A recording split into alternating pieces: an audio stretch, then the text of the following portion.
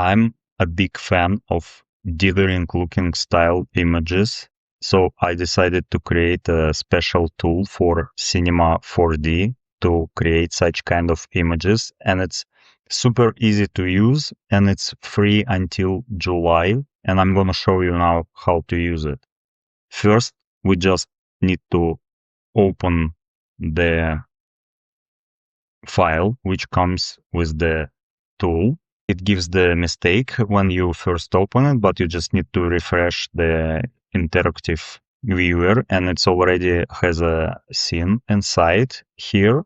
So you can see this is the same cool dithering effect, and it also has a lot of presets here for the basic Cinema 4D material types. It works with open PBR, it works with standard, whatever material. If you can have an OSL node in it, you can use the image. It also has a lot of parameters. Now we have this image used here. So we just go inside of the material to the node editor. Here is the shader node here. And then we can go to the parameters tab, and you can see that there are a lot of parameters here. So first of all, you can choose the dither pattern. There are many of them here. Once you choose it, it automatically updates. For example, you can use halftone, diagonal lines, a lot of options here. For example, let's use the previous one. Once you're happy with the pattern, you can actually use the space type for the texture. You can use UV, or you can use the object. So if you use the object or UV type, it basically stays like kind of stuck to the objects. But if you use the screen type, you can rotate it, and you can see that the pattern stays kind of in the same place, just the shading changes. And if you use the object, you can see that it kind of sticks to the object. Also, this one is super cool. It is already has a built-in lighting system. You can actually turn it off if you don't like it. So there is no light here. And then you can have directional or point light, and it works.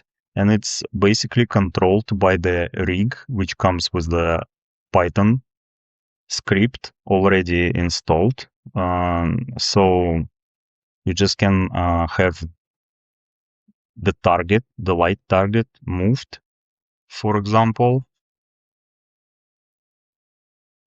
and it automatically updates. It also updates in the material section here. Everything updates simultaneously, and you can move the light. You can actually have different lights set up for different objects and different materials.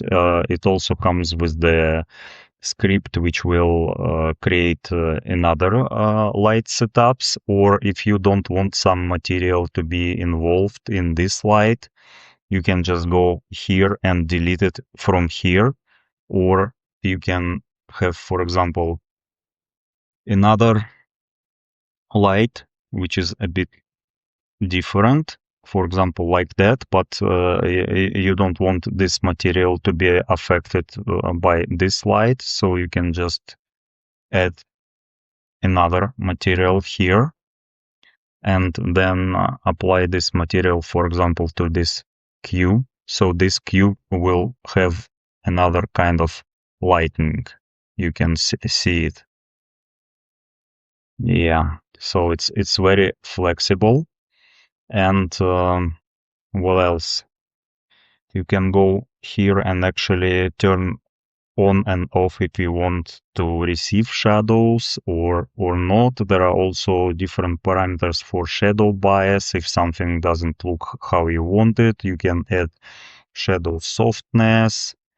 Basically, it works like other Redshift materials, and it's just shader code on top of Redshift materials. I just packed it everything together, so it's very easy to control all in one place. And also you can use quantization, like how many levels of quantization you want to use, 2 or 4 or more, etc. Obviously you can animate everything, whatever you want. You can have it not only monochrome, but for example, if you want, you can have it in various colors. And yeah, it's just like your imagination is the limit what you can do with it. So once again, it's free until July.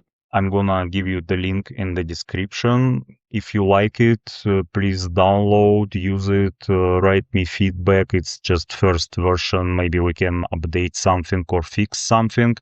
And if you know someone who you think may like it as well, please share. It will help me a lot. Yeah, thank you very much. Bye bye.